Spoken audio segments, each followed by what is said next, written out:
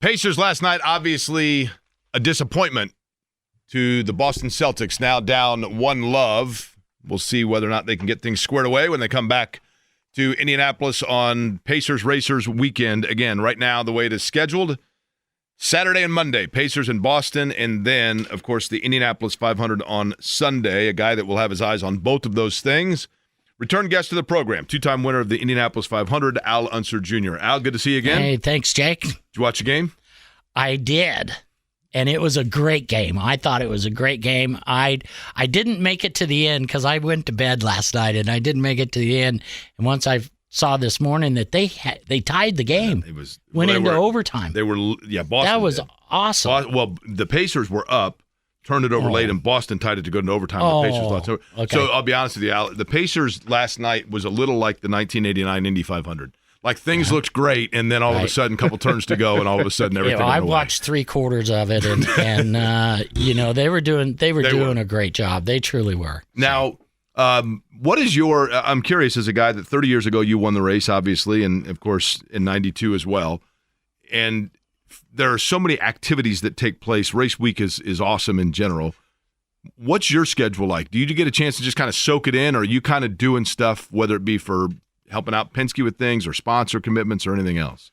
Today or then? Just in general, between now, well, today, yes. Today I'm taking it easy. I don't have the responsibilities that I used to have when I was a driver. So truly, the drivers are busy. They're doing engineering meetings. They're thinking about their car. They're going out and doing sponsor events and that sort of thing. So they're really busy through these next few days and so on. So. Did it get to the point where by race morning, when you strapped into the car, that you were like, okay, now it's the easy part? And I know that sounds crazy, but in other words, was there almost a relief of like all the other crap is done? It's true.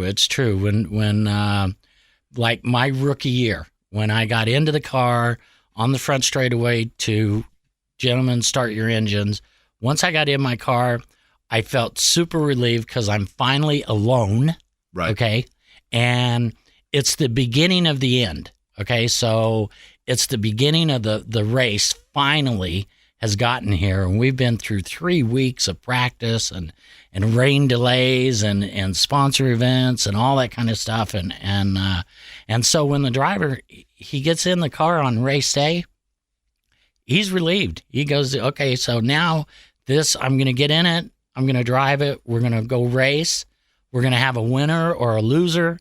And when I get out of the car, it's going to be over. So when you look at drivers in this year's field, okay, we'll take Pata O'Ward. Okay, who's knocked on the door for 2 years ago. You could make the argument maybe he was a little too passive late in the race. Last year, you could make the argument maybe he was too aggressive late in the race, but he's been there, right? Mm-hmm. Guys that have tasted it, as you did. I mean, you ran up front. It seemed like a fait accompli that you were eventually going to win the Indy 500, right? But did you have years where you started mentally chasing, what if this doesn't happen for me? Absolutely. Absolutely. As a matter of fact, there was only a few years that I had the car on race day to win the race, okay? I really felt in 1984 I had the car to do it, and it had a mechanical failure. It had a radiator leak get into it and so on. And so, you go along there, and especially in 89 when we were leading the thing and my car was quicker than Emerson's, and then, we went into turn 3 and only he came out and I didn't, right? So right then I made a joke to my wife saying, I'm Lloyd Ruby. Now I'm Lloyd Ruby, which Lloyd Ruby, hard luck Lloyd Ruby, right? 50s and 60s, he had several shots at winning that race and he didn't. And so I was going, oh my God. And so, you start doubting it because winning the Indy 500 is not in concrete, no matter how many times you go knocking on the door and so on, that door may not ever open. And so, you got to just work hard at it, keep your head down, and believe in the racing gods. I truly believe the Indy 500 is one of those races that excuse me, you can try your best. excuse me, you can try your best and still not do it. So, two-time Indy 500 winner Al Unser Jr. is our guest. Al, I'm going to ask this question, and because I don't want to be run out of the studio or make it to my car unsafely, I'm going to knock on wood as I ask this question. The forecast, admittedly, on Sunday is questionable. I'm going to ask you to get back in the Wayback Machine to 1986. That race gets totally washed out and gets postponed to the following weekend. From a driver's standpoint, back then, when rain plays a factor, how do you handle that? How does the team handle that, especially if, again, knock on wood, a postponement happens to occur? Right. Well, if it does, it does. You just take it as it comes. There's not much you can really do about that. I'm going to get a drink of water here. There you go. Oh, speaking of water, that's the theme of the conversation here, right? In '86, I mean, when that happened, and the water, to Jimmy's point, deluge. Just so back to it, like psychologically, does what? Yeah. Well, you just if it rain delays, then you just go back to the motorhome and just really just live through it. Is it as easy as that, or does it take a bit of? You're forced to. You don't have a choice in that, and so. In '86, they tried to run it on Monday. They tried to run it on Tuesday. And then they ended up giving up and running it on Saturday. So it was a whole week that you had to wait. And so, you just live through it.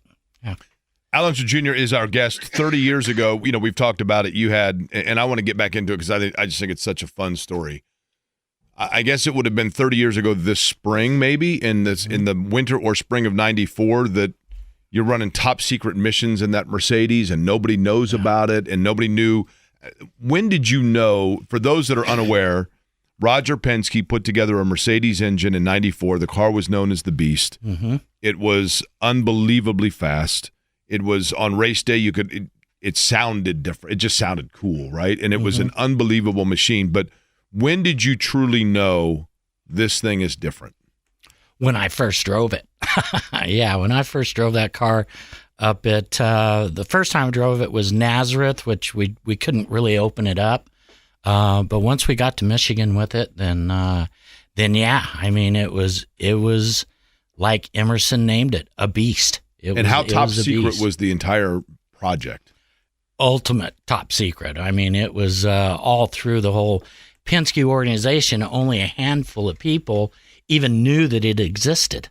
And so the engines and the cars, they weren't at the normal Penske shop in Reading. They were down the street from that. So not even the whole team knew that what was going on. And so it was a magic year, that we knew we had a huge advantage over everybody else.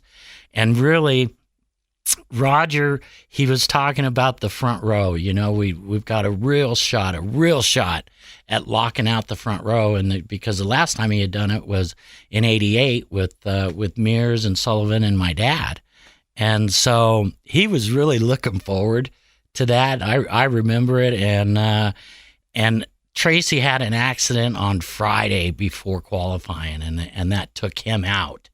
And so that was a real disappointing fact that we could have done it back then, but and I can't recall going off the top of my head, Al Unser Jr. I think it was Raul Boisel that joined you guys in the front row. Is that right? Raul was second. Yeah, I almost feel Emerson, sorry for him. Actually, Emerson was the quickest of the three of us, and he drew a late number.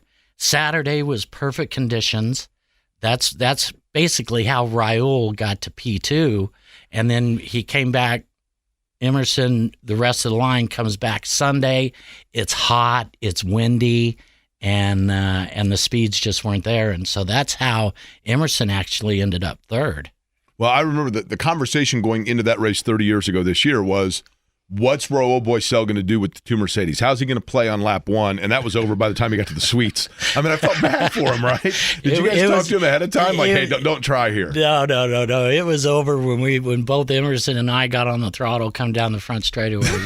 We just laughed Raul, and poor guy. But but the rest of the field, I mean, that's the huge advantage that we had, and all during practice and stuff, Roger was really worried about, they could take that boost away from us at any time.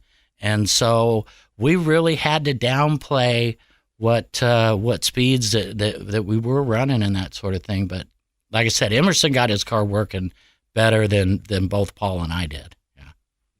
What's the most underrated part of all that goes into race day itself? The most underrated part is all of the people behind the scenes. It takes hundreds of people year round to show what's going on. Like Roger's team was talking about all the hard work that has taken place, because they really haven't had the speed the last few years here during qualifying, and so they've been working. Everybody on that team, I know for sure, has been working at one goal, and that's to get these cars quicker so that they got a shot of moving up the grid in qualifying.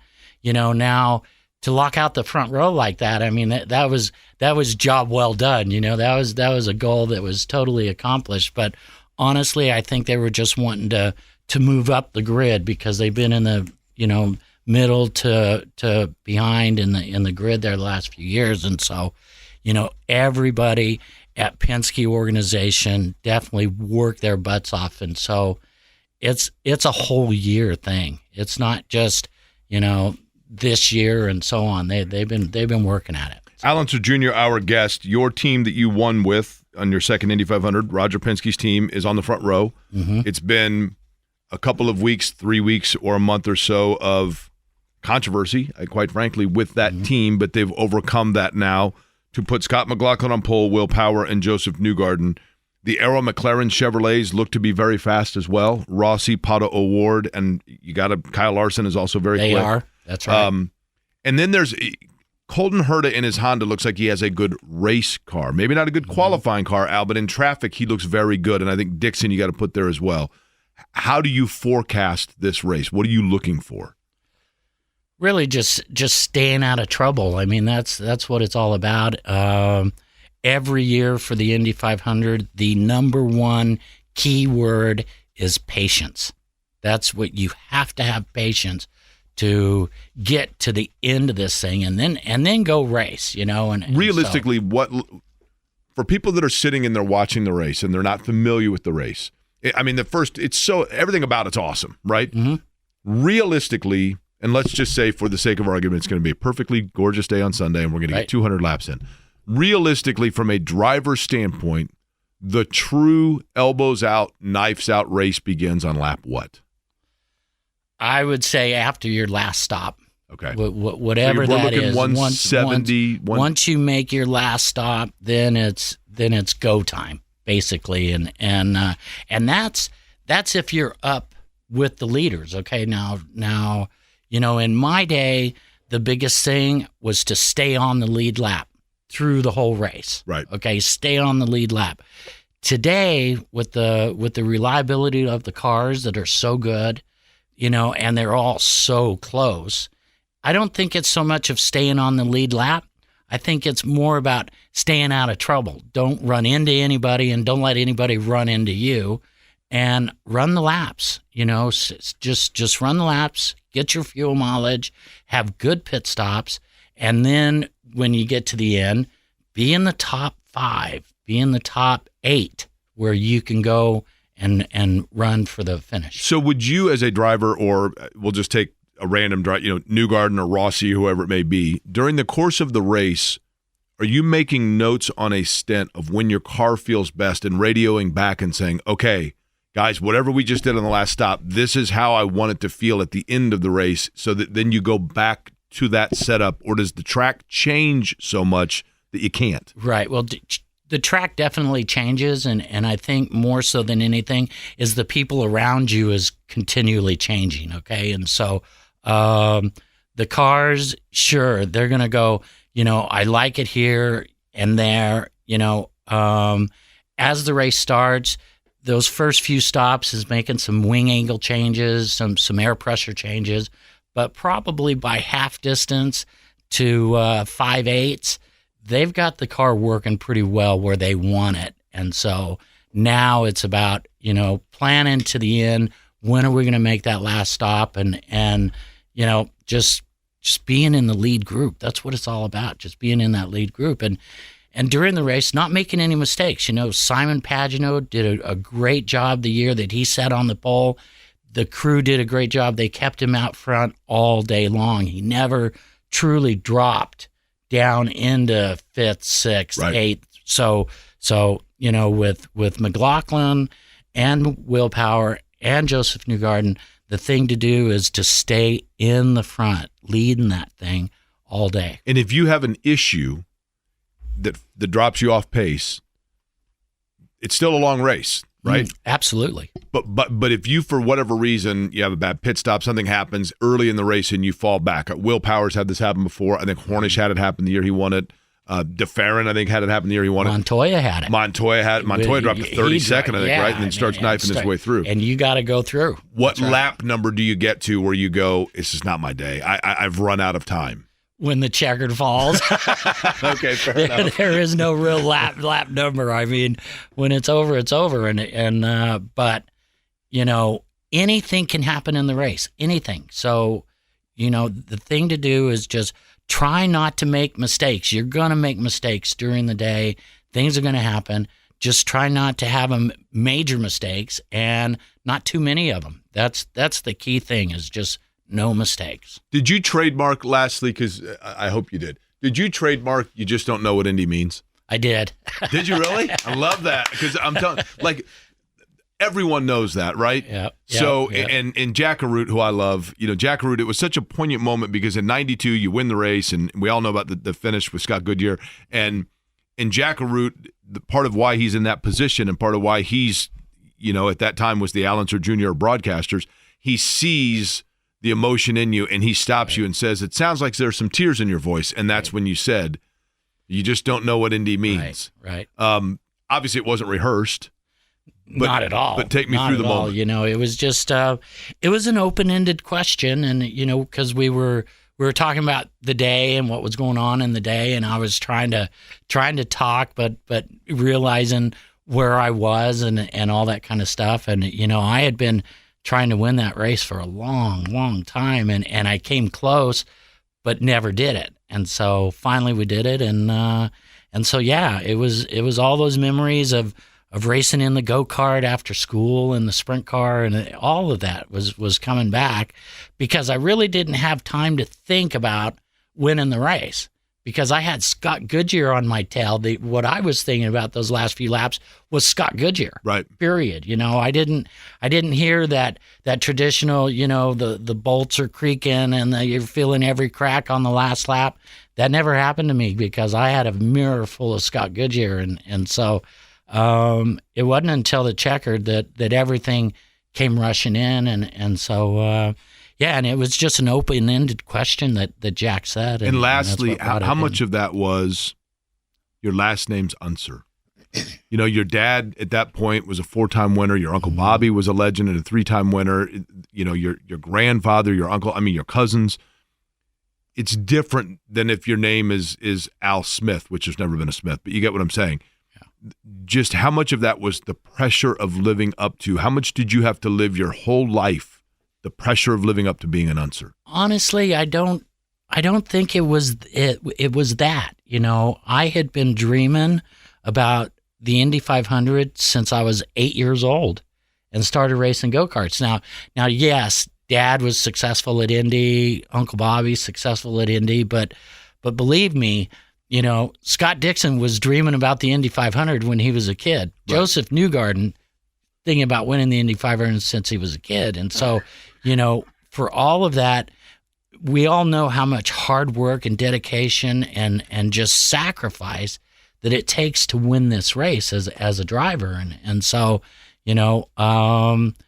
that's really what it was all about, and now there was pressure when I first started racing professionally, and my dad saw that the press were asking me questions, comparing me to him and that sort of thing.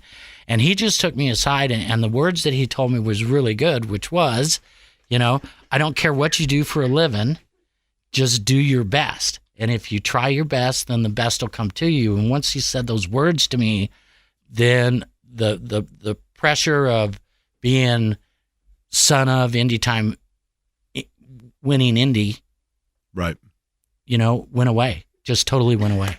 Very cool. Al, we appreciate the time as always. Enjoy being able to relax and enjoy the Indy 500, right? Yeah, you betcha. Watch the Pacers and go to the race and then go to the game and have fun with all of it, right? That's right. It's going to be a great day. And by the way, you look good. You've been working out, I can tell, right? I've been trying, but no. Well, you look good. Thank you. You look good. Al Unser Jr., two-time winner of the Indianapolis 500.